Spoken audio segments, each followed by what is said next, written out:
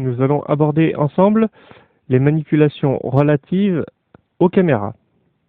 Avant de continuer, je vous propose d'ouvrir le fichier 98-camera.blend. Une fois que ce sera fait, on va voir ensemble les différentes propriétés des caméras.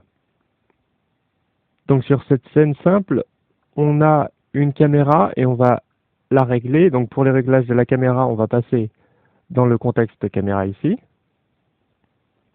Et une fois dans le contexte caméra, on va voir les différentes propriétés. Donc dans le premier onglet Lens, on a deux modes de perspective. Donc le premier, perspective, qui correspond à la perspective naturelle, et orthographique, qui correspond à la perspective isométrique. Donc je vous rappelle la différence entre perspective naturelle et isométrique, c'est que isométrique, comme vous voyez, conserve les parallèles. Donc isométrique ou bien perspective. Donc en mode isométrique, on a ici un facteur d'échelle, de zoom si vous préférez. En mode perspective, on a la longueur focale. Donc on est à 35 mm vu que l'unité associée ici est mm.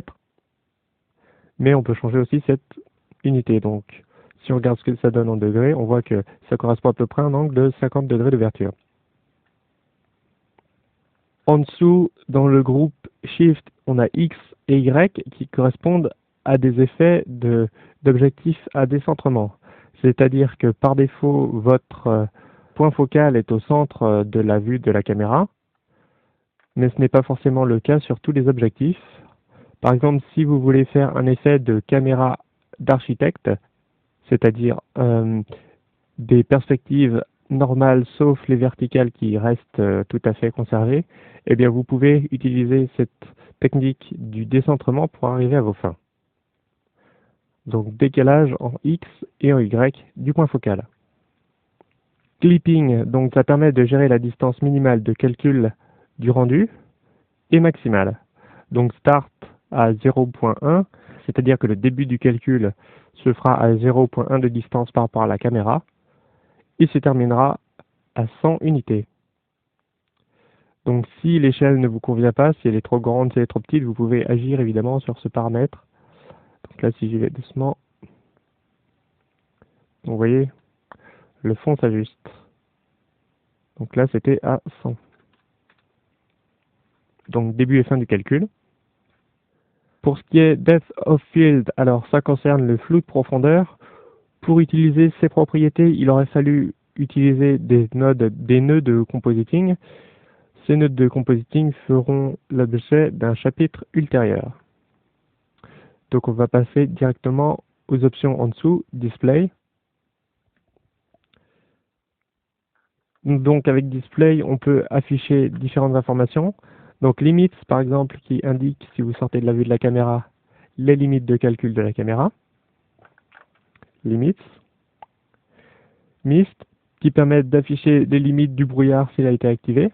Donc les limites de calcul du brouillard qui fonctionnent à peu près de la même manière, vous savez, avec une distance minimale et une profondeur. Si on retourne dans la vue caméra avec 0, je vous le rappelle, donc on a ici Tile Safe qui permet de mieux gérer le cadrage. Nous avons ici Name qui permet, hop, si on dézoome un petit peu, d'afficher le nom de la caméra active ici. Enfin, on peut demander à Blender d'afficher des guides de composition. Donc par exemple le centre,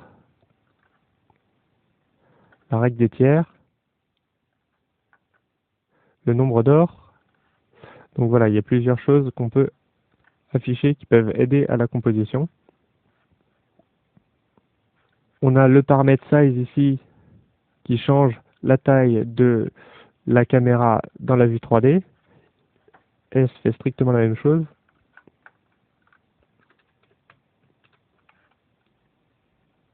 Et donc l'option passe-partout correspond à ce cadre ombré autour de la caméra qui vous permet de mieux gérer le cadrage. Si vous désactivez l'affichage de ce passe-partout, voilà ce que ça donne. Et alpha, donc c'est la transparence de ce passe-partout. Donc si on met opacité complète, on ne voit plus du tout ce qui se trouve en dehors du cadre de la caméra. Donc l'option passe-partout.